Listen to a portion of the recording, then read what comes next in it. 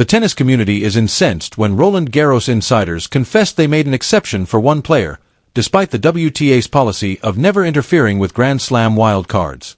In the first round, the 21-year-old Filipino was defeated 6,462 in 1 hour and 40 minutes. She is expected to fall from number 37 to number 42 in the singles rankings. Her French Open effort was a failure by all conventional measures.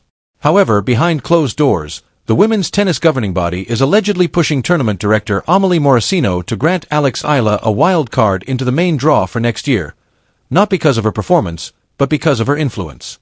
The pushback is already overwhelming, and the Eala effect has officially moved from being a fan phenomenon to a political negotiation. May 28, 2026, 9:17 a.m., Paris, France. The Roland Garros tournament office and a call that was never meant to be made public. Allow me to set the scene. The Roland Garros tournament office was quieter than normal the morning following Alex Eala's elimination in the first round. The atmosphere in the VIP suite with a view of Court Philippe Chatrier was tight, even though the spectators were already assembling for the day's matches. Former world number 1 and tournament director Amelie Mauresmo sat at her desk, her expression unreadable. A top WTA official was on the other end of the call. Although the talk was meant to be private, rumors spread quickly in the exclusive world of professional tennis, and the story leaked in a matter of hours. A source inside the tournament later revealed that the WTA is pushing us to give Alex Eala a wild card into the main draw of the 2027 French Open. There was silence in the room. Eva Jovic, ranked 17th, has just defeated Eala 6-4, 6-2. Not a single set had been won by her. In 3 efforts at Roland Garros, she had never made it past the first round. It was predicted that she would fall from number 37 to number 42. She wasn't worthy of a wild card by any conventional measure. However, the WTA was considering the Eala effect rather than measurements. The 110 million Filipinos who watched her matches on television, the 40,000 supporters who overwhelmed the ticketing system, the Philippine flags that filled the stands, and the OFWs who used all of their funds to go across continents. The person went on, "The numbers don't lie.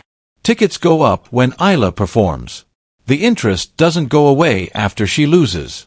The WTA is aware that they are losing money if she isn't in the draw since she fills stadiums and generates cash." The word got around like wildfire. The Eala wildcard hashtag became popular all across the world in a matter of hours. Numerous sources verified the leak.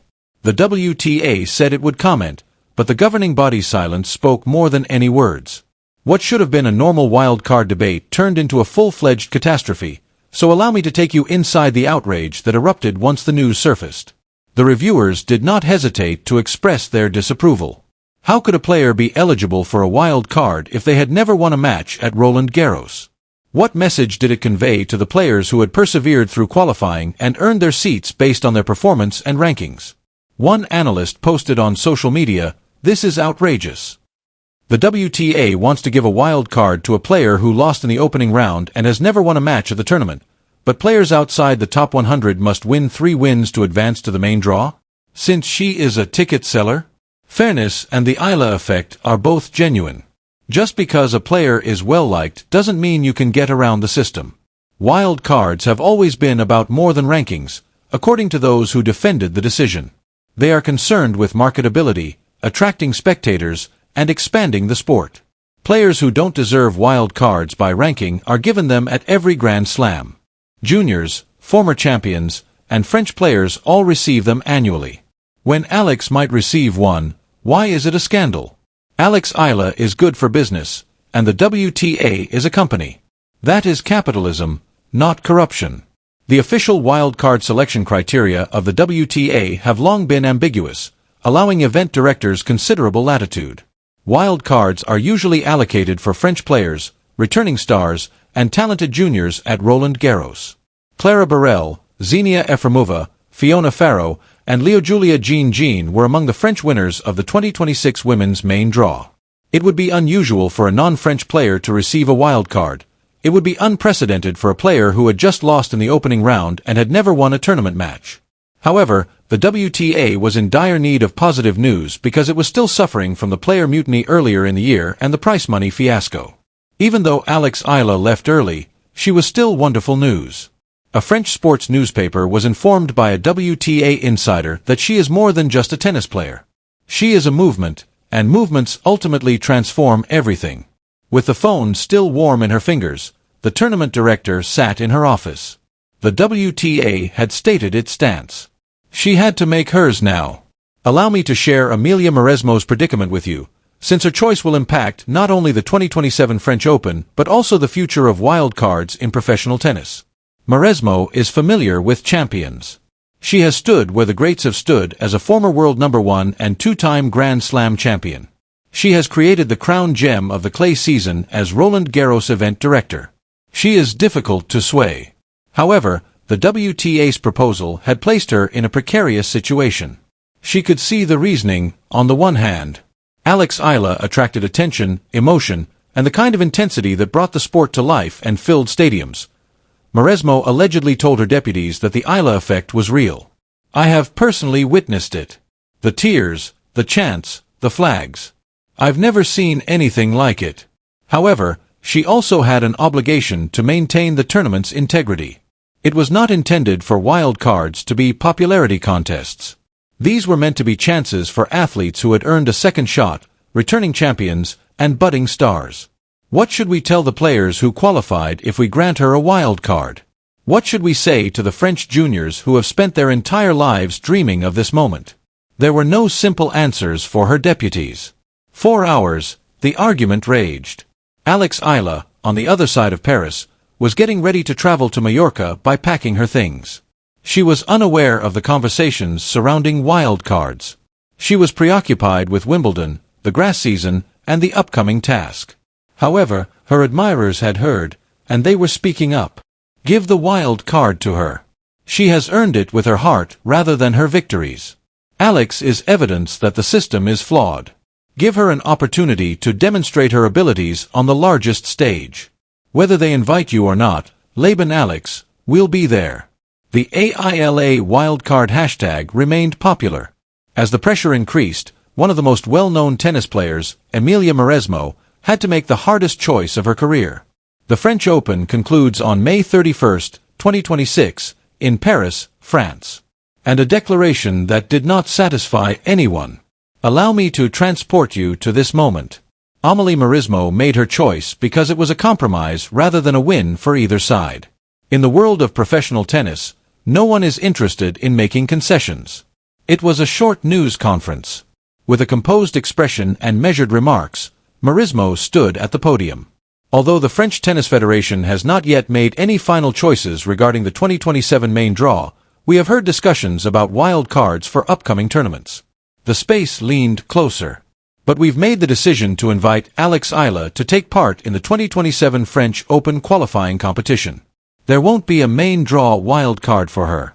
Like every other player outside the top 100, she will have to earn her spot. The reporters scribbled frantically. Immediately, there were conflicting responses. A wild card that qualifies? That's not insignificant, but the WTA didn't want it. To qualify for the main draw, she still needs to win 3 games. That's tennis, so that's fair. A main draw wildcard was requested by the WTA. A qualification was obtained. The queue was held by Mauresmo. The WTA declined to comment. Alex Eala issued a succinct statement. The grass season is Alex's main concern. Wherever she is granted the opportunity to compete, she will do so. She won't start now and has never requested handouts. The message was evident despite the conciliatory tone of the remark. Eala would either earn her spot or not play. She wouldn't beg for a wild card. The French Open proclaimed its winner, the dispute disappeared from the news, and the tennis world moved on. However, the question persisted regarding the essence of sport itself rather than wild cards or rankings. Do popularity, marketability, and the capacity to inspire millions of people matter, or should a player's influence be solely determined by their performance? As it happened, neither a press release nor a social media post contained the solution. It was evident in the 40,000 spectators who had crashed a ticketing system to witness a first-round loser fight, in the flags that kept waving, and in the cries that kept reverberating. The AILA effect was about connection rather than victory, and no amount of debate could break that tie. The remaining question is easier to answer than it first appears. Will the next generation of Filipino athletes remember Eala's victories, or the moment the tennis establishment realized that some fighters are too strong to ignore when they take the stage, motivated by the flags they saw in Paris, the chants they heard from the stands, and the player who was offered a wild card because she mattered rather than because she won? For more stories that go beyond the score, leave a comment below and subscribe to Court Legacy. After Alex Eala lost to Eva Jovic 6-4, 6-2 in the first round of the 2027 French Open, the WTA reportedly pushed French Open tournament director Amelie Mauresmo to give Eala a main draw wildcard. According to insiders at Roland Garros, the governing body exerted pressure on tournament administrators to circumvent the ranking system after realizing the Eala effect and her enormous marketability. A worldwide discussion was sparked by the news release. It was criticized for being commercialized and unjust. Wild cards, according to supporters, have always been about more than just outcomes. In the end, Mauresmo gave Eala a qualifying wild card. To get to the main draw, she would need to win 3 games. Although Eala's team declined to comment, they did issue a statement stating that Alex has never requested handouts and will not begin at this time. There has been no formal statement from the WTA. Discussions concerning Grand Slams and wild card policies have become more heated as a result of the dispute. It is anticipated that Eala will fall from number 37 to number 42. She is now concentrating on Wimbledon's grass season.